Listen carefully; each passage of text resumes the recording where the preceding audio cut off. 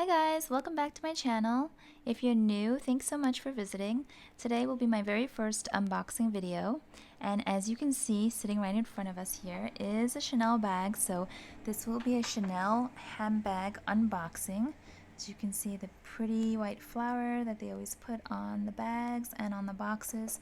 I'll be pretty quick here, but as I'm unboxing, what I will share with you is my experience finding this bag, my experience at the flagship store in New York City, also my sort of irrational conflict between the made in France and the made in Italy bags and the end result of that.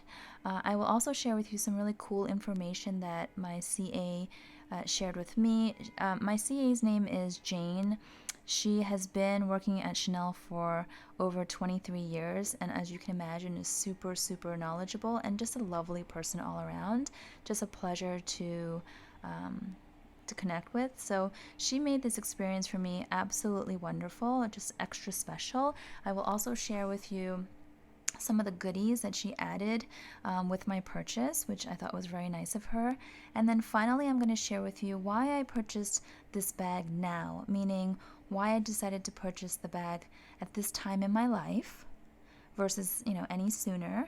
And I will also talk a little bit about the price increase. I know word is on the street that Chanel will be increasing their prices, at least on all of the classic bags and the boy bags, as of November 1st.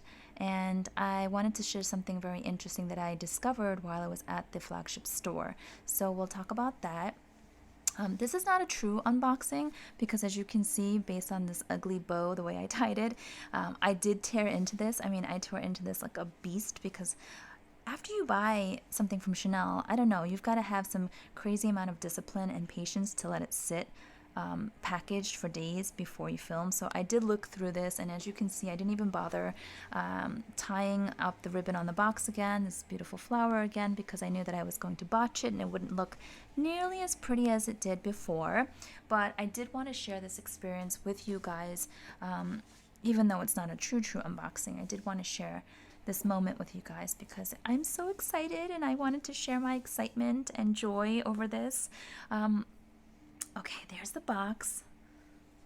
It is, oh, the box itself is quite heavy because there's a bunch of packaging in there, but the bag is lighter, much lighter. So the Chanel box is always this sort of matte, rubbery feeling with the white Chanel in the front. As you can see, I tore through the tissue paper. There's quite a lot of tissue paper in here. Let's just quickly get through this.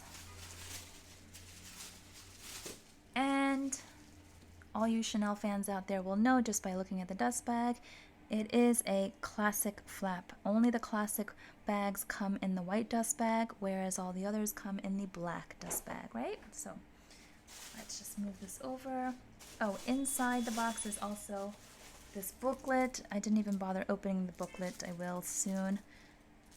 Okay, and then a whole bunch of other tissue paper. Okay, so here's this very nice microfiber kind of feeling on the dust bag with the creased corners. They always have these really nicely creased corners. It was very nicely creased when I first opened it, trust me. It just got a little sloppy with my packaging. Okay, here you open, there is an illustration of Coco Chanel herself, signed by Karl Lagerfeld, and I feel like purchasing this bag in this year is even more special because, as we all know, Lagerfeld has passed away. May he rest in peace. He was a creative genius, and I really wanted to get a bag from the collection that he touched and influenced and created. So this is a really special purchase in my mind. Here in the inside of the top part of the dust bag is another opening, and this is for your chain. So when you store the bag, you can pull the chain up and fold it up in the upper pocket here so that it protects the rest of the bag. And you can tell I got the bag in the black caviar, which is what I wanted, and the silver hardware, exactly the combo that I wanted. So let me just scooch this over so I can give the spotlight to the bag here. You've got the protective sticker on the CC turn lock, and then you've got two pieces of felt to protect the bag. I will probably use this again to store later. I'm very anal about storing all my items. Okay, you've got the classic double flap and the snap closure for the interior flap, and then the turn lock for the exterior. You've got this wide open pocket here, goes to the bottom of the bag. Then you've got the chain. Inside you have the lipstick pocket and then two open pockets next to that, and then a wide open leather lined main compartment there. And then on inside here is the authenticity card, which I'll keep in there. And there's another pocket back here, as well as a zippered compartment that goes up. It's a tiny little pocket. And from what I understand, or at least what I learned from my CA Jane, is this is where Coco Chanel would tuck away her love letters. So kind of clever, kind of neat. I don't know what I would put in there. It's quite narrow of an opening, but it is a cute addition. And then in the back, you have the classic smile pocket. Some call it the Mona Lisa pocket. And again, what I learned was that Coco Chanel used this for her tip money. So easy access for tips, which again, very clever. I mean, the bag is so thoughtfully designed in terms of functionality and aesthetics. No wonder this bag has been around for so many years and never goes out of style. It truly is a classic, timeless. I feel like I'm getting out of breath as I'm talking because I'm excited. Every time I just think about the bag and touch it, and oh, look at the quilting. I get excited, which is silly, right? It's just a bag, but it's a Chanel. It's a Chanel classic flat bag. This is the medium size, which I think is the most popular classic size. I'm a mini bag girl for most days, and I was concerned about the weight, but it's actually very comfortable. It's fairly lightweight. I will weigh this with my little kitchen scale. I'm thinking it's going to be less than 1.5 pounds for sure. The chain is really beautiful. You can wear it double strapped or single. Well, I would rather pull the back one like this. So look at that. It looks so pretty. Okay, here, let me give you a close-up of the caviar leather intertwined with the silver hardware. Quick story. I wanted this bag made in France. This one here, as you can see, is made in Italy. I had my heart set on finding one that was made in France. When I went into the boutique, I was shown this beautiful bag, or actually it wasn't this exact bag, but a brand new bag had come in and she showed it to me. She unwrapped it for me and I looked at it and I said, oh my goodness, it's beautiful, it's gorgeous, it's perfect. But then I said, oh, it's made in Italy. And I know it's really irrational and illogical, but I explained to her that for some reason I was really set on finding one that was made in France. My Chanel Walk is made in France, and I don't know, it's a French house, so I just wanted it to be made in France. I know, some of you might be laughing. And Jane, who is the most professional, the most patient CA that I've ever met, she did not laugh at me. She did not pressure me. She just said, okay, if it's that important to you, let me go back to the stockroom myself and see if I can find a bag that is made in France.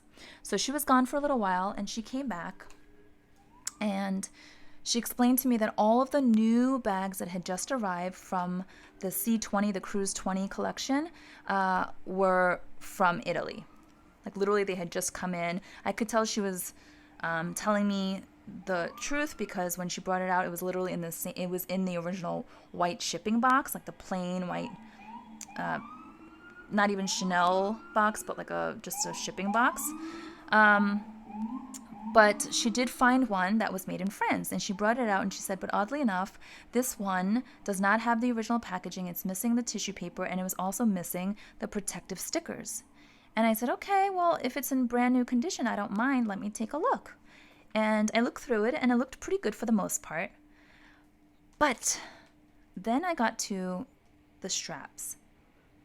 the chain, and I looked at it super carefully. Obviously, I kind of inspected every little nook and cranny, and in about 3 or 4 different spots, I could tell that the leather was worn. The best way I can describe it is to say that the leather was kind of like feathering on the edges. It was sort of loose and feathering and not neat like this. So I said, that's kind of odd. And she took her glasses and she took a closer look and she said, that is odd. And she looked kind of concerned as well. And I said, is there any chance that this bag was purchased by someone but then returned? Because all the packaging was off and it looked like someone had kind of played around with it a bit. And she said, that is possible. So then I had a decision to make. Do I get one that is absolutely brand spanking new, made in Italy? Or do I get one that is kind of new, but somebody had it because it wasn't in pristine condition, but then it was stamped made in France, right? So I was really, really torn. What a silly problem to have, right? These are like major first world problems. But if I was going to spend this kind of money, $5,600 US to be precise, plus New York tax, which brings it to a little over $6,000. I wanted it to be exactly what I wanted. So I thanked her and I said, I'm going to think about it. And I told her I'd call her if I changed my mind. And she was totally understanding, and I left. I left the store empty-handed, and I was super bummed. But then I realized right around the corner is Bergdorf's, and I thought, why don't I just pop in and see if they have it? So I ran over to Bergdorf's, and I was like a woman on a mission. I literally walked in, went straight to the Chanel area, and I said to the first associate that I could, meet eyes with, like as soon as I made eye contact with her, I said, I'm looking for the Chanel medium classic flap in the caviar leather in black with silver hardware, but I want it to be stamped made in France. Do you have one? And she looked at me kind of like, whoa, okay there, slow down. And the first thing she said to me was, you're asking for something that's pretty impossible. And I was like, really? And I was pretty deflated. And she said, but I'll try. Give me a minute and let me go to the back. So she went and she came back with nothing. She came back and said, honey, I'm sorry. I don't have a medium classic flap in that combination at all. Not from France, not from Italy, from nowhere. I mean, literally, she didn't have any. And she asked me, why are you so set on made in France? And I told her my irrational, psychological, emotional reasons. And she wasn't as gentle with me as my original CA was. She just kind of laughed at me, frankly. She laughed in my face, but, in a fun, jovial way. And she said to me, if you manage to find the exact bag that you're looking for with the exact combination, you better snatch it up. And she said to me, you need to get over the made in France bit, because she's like, I've been working at Chanel for a very long time, and whether the bags are made in France or they're made in Italy, they are the exact same. The craftsmanship, the quality, everything. She's like, they're identical. They're all beautiful. They're so well made. The only reason why some are stamped made in France and some are stamped made in Italy is because, I guess through immigration laws, she was saying that they are required to stamp whatever country the materials left from. So she's like, that's it. And she's like, all the leather that Chanel uses comes from Italy. Italians make the best leather. So what does it matter to you? And she gave me kind of like the third degree.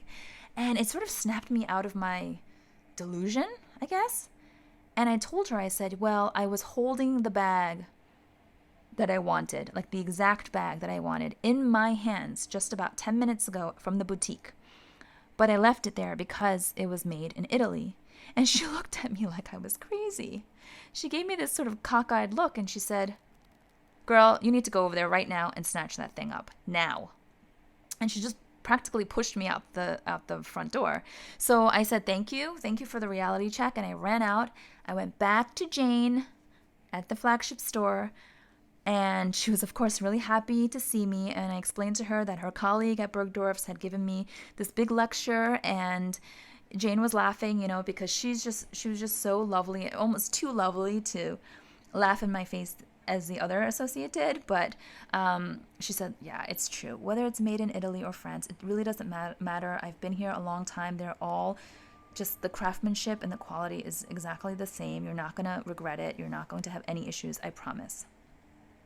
So then she was nice enough to go to the back and bring out another brand spanking new one in the original shipping box, again with all the tissue paper, all the excess packaging that you normally don't see. And we went through it, and it's this exact bag. And I said, yes, I'll do it. I mean, look at it. The caviar, the quilting, the puffiness, the slight sheen. It's the exact combination, the exact size. And it's the price before the increase, right? So again, I paid $5,600 for this. With crazy New York taxes, it went up to a little over $6,000. Word on the street, if you look at a bunch of blogs and other YouTubers, they say this particular bag is supposed to jump from $5,600 to $6,200 on November 1st. That's a pretty substantial increase, plus tax on top of that new price, so that's a lot. But something funny. So I told you that the brand new shipment of the C20 collection came in, well, that's what it says. It says $5,800. So my CA, she said, I assure you, we will give you the original price, which is the $5,600, the current price. But yes, that new price that you see on the tag, it's been prepared for the November 1st price increase, which I thought was interesting because, yes, it's an increase, but it's only a $200 increase. And I don't mean to say only. I know any increase is still kind of hard to swallow because these are very expensive bags in the first place.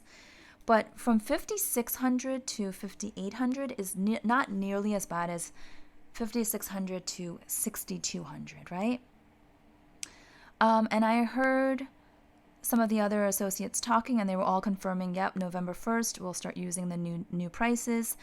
And I wonder if all the blogs and the other YouTubers out there who are speculating that it's going to be a much bigger increase, or they're just guessing, and they might be wrong, which will be good for us.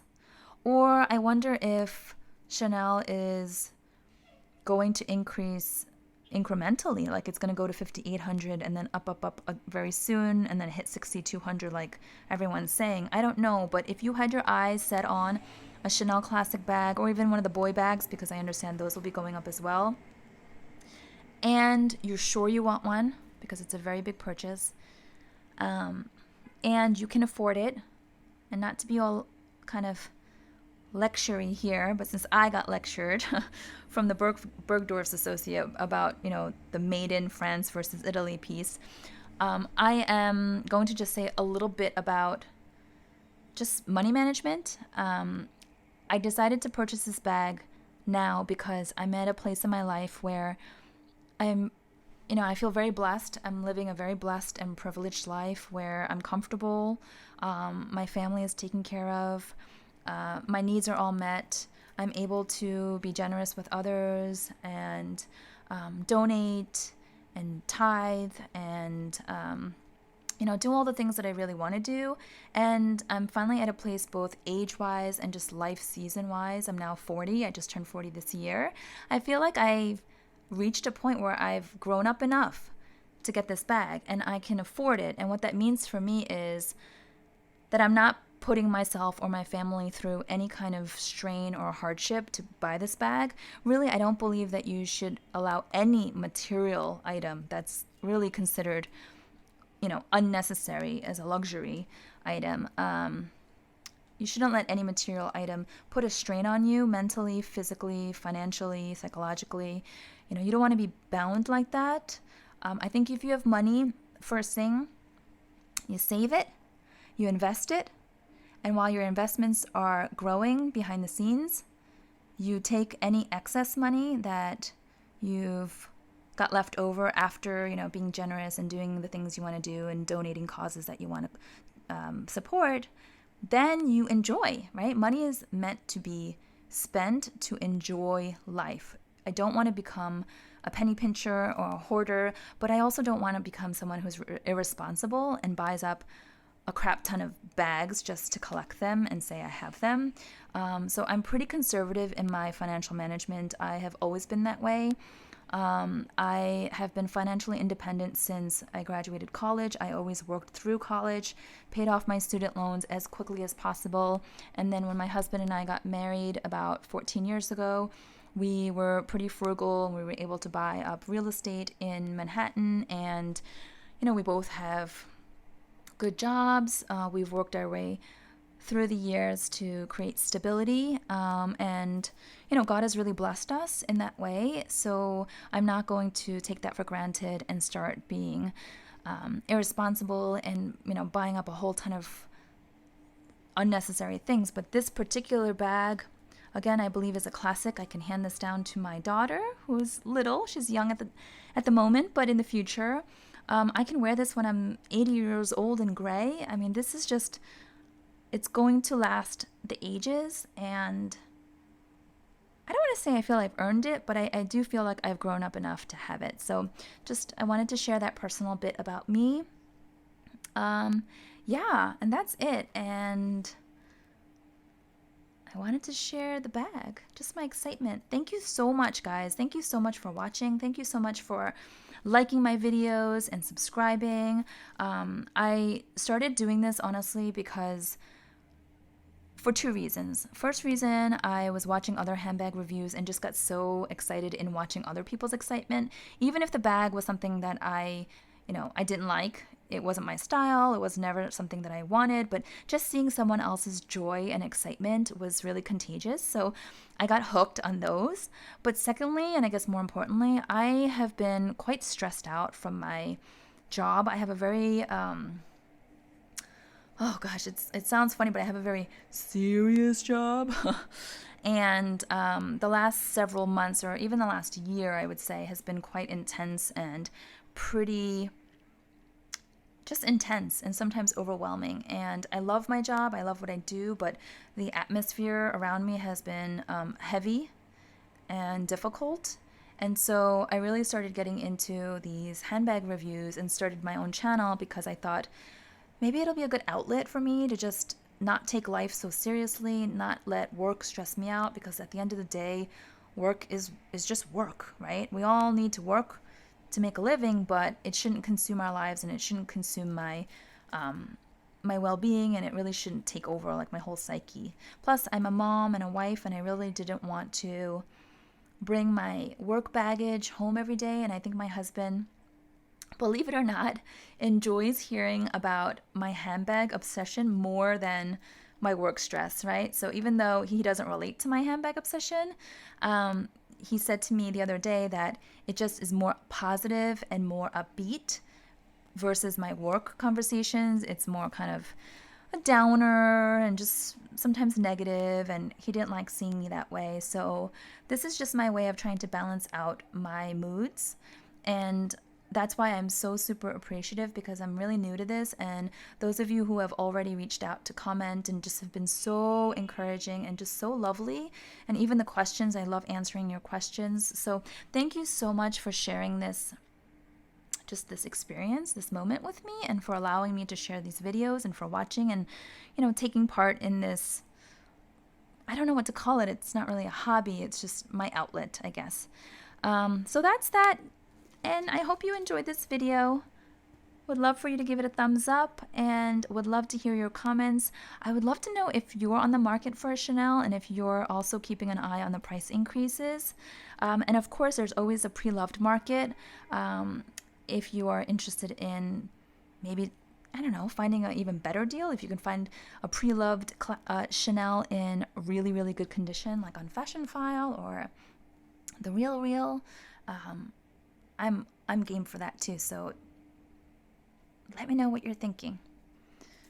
All right, I'll say bye to this beauty for now. I will feature her in future videos, and again, thanks so much. Enjoy your day. Bye.